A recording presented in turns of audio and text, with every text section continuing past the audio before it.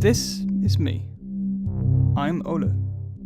In 2016 I spent 6 months in Norway experimenting with being in the wilderness. During this period I built a cabin in the woods, and in 2017 I went back, deconstructed this cabin and transported it to the Netherlands as part of my graduation at Aki Artes in Enschede. Now it travels through Europe for exhibitions. My motivation to do this? I believe that I really like being in nature, but in the Netherlands I felt that I couldn't honestly experiment with the experience. In these videos I'm going to reflect upon elements that I believe are at the center of my time in Norway and the aftermath.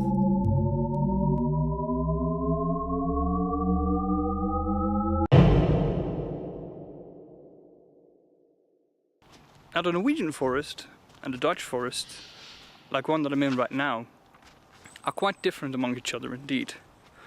And although those differences, geographical and atmospherical, are fascinating, I want to talk to you about the importance of places like these inherently. Because, I mean, listen.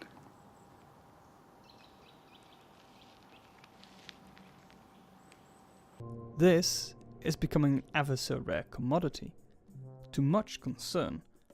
Here you find the basics, the foundation upon which our human experience in this world is built. And this foundation is nature. Now the way how the Dutch treat their forests is very different in comparison to the Norwegians. When darkness falls, I'd better leave here. Hefty fines are installed to ensure this, whereas in Scandinavia they know allemannsretten, or all men's rights, which even enables access and enjoyment of privately owned nature. Now those differences, that must have some degree of influence upon our populations, right?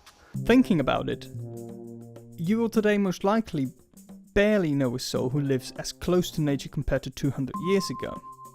And when looking at regions where people still do, we often ridicule or romanticize them at best. It's so romanticized, leaving society behind and living in the wilderness. We all know the ideals of Into the Wild and Rousseau's ideas about raising children. But ever since the industrialization, people have been flocking towards the cities. They exchanged the rural environment for an urban one, nature for culture. And although I often say that my time in Norway was this very experiment, nature versus culture, this is not entirely true. It was nature-based culture versus culture-based culture. Culture-based culture is flawed. It rests upon an unstable foundation that can and will erode.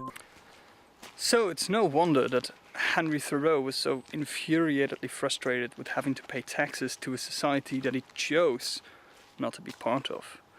In his book Walden, that he wrote or released in 1854, he states that paying taxes to a man-made system acknowledges it. And that man-made system is almost as bad as jail. Almost. Because jail is temporary. Yeah, it should be the other way around. Temporary is better than permanent incarceration. In 1892, Max Nordau wrote Entartung, a critical reflection upon this very move to the city and how culture is not equal a foundation compared to nature.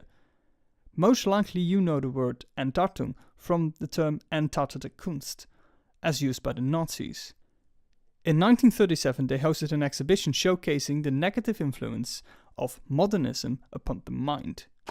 Putting all virtue signaling aside, this exhibition pretty much boasted a similar argument. Culture is man-made, so one man could change it. And nature, not so much. In Enschede you can find Het Volkspark, the People's Park, a slice of land gifted by the industry owners to the working class to simulate rural environments to compensate for the lack of natural qualities in the city. You can find these parks in a multitude of cities. New York Central Park is an example of it also. An urban environment was simulating a rural one. But are such parks enough? No, I see danger in these developments. at least the results that we experience today. To follow Thoreau in his footsteps is becoming more difficult, and to fully experience nature firsthand on a daily basis is fleeting. It's near to impossible, at least, to do these things in the Netherlands. Hence my choice to go to Norway. So I'd state that my experience and my stay there was a practice at what it would be like to engage in such revolution. What is it like to be a modern human in old environments? Right now, at least, I'll keep paying my taxes, even if it's out of fear. In the next chapter, I will elaborate on this fear. What makes it that we humans are so easily scared into not doing something?